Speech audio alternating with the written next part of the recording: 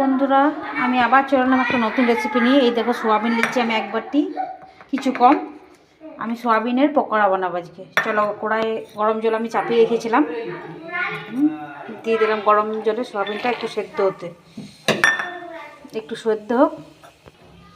দেখো, সোয়াবিনটা আমার সেদ্ধ হয়ে গেল। এবার আমি সোয়াবিনটা তুলে নেব একটা ছাঁকনির সাহায্যে। সোয়াবিনটা তুলে নেবো। চলো কীভাবে বানাবো আমি দেখাই। এ দেখো, খুব ভালো মতন সেদ্ধ হয়ে গেছে। দেখো, ঠান্ডা করে নিয়েছি আমি। এবার আমি মিক্সির বাটিতে দিয়ে এটা পেস্ট করে নেবো।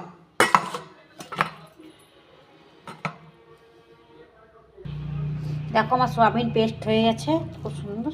খুব আমি মিহি করলাম না, একটু গোটা গোটা রাখলাম। দেখো, আমি এবার এর মধ্যে দেবো নুন, দিয়ে দেবো 1 চামচ, ঠিক আছে। পেঁয়াজ, কুচনো পেঁয়াজ দিলাম।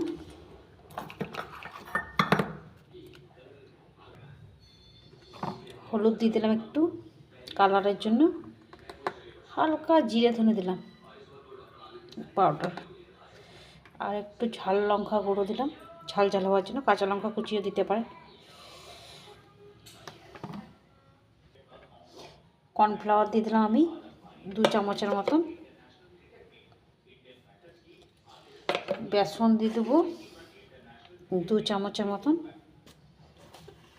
বড় চামচের 2 চামচ বেসন, আর ছোটো চামচের 1 চামচ কর্নফ্লাওয়ার।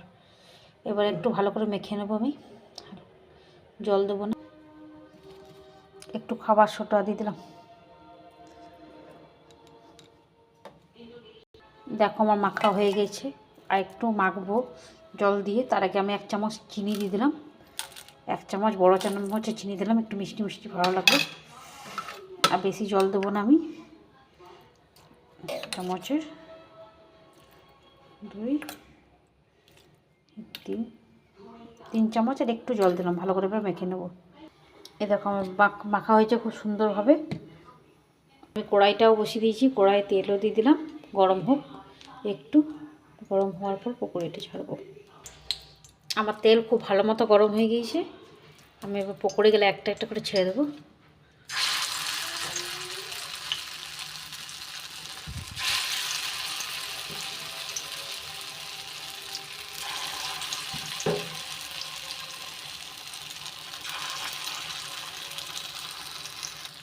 এই দেখো, আমার ভাজা হয়ে গেছে। আমি 1 প্লেট উল্টে নিয়েছি।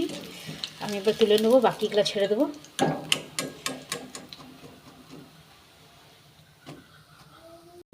আমি বাকিগুলো ছেড়ে নিলাম, উল্টে নেবো আবার।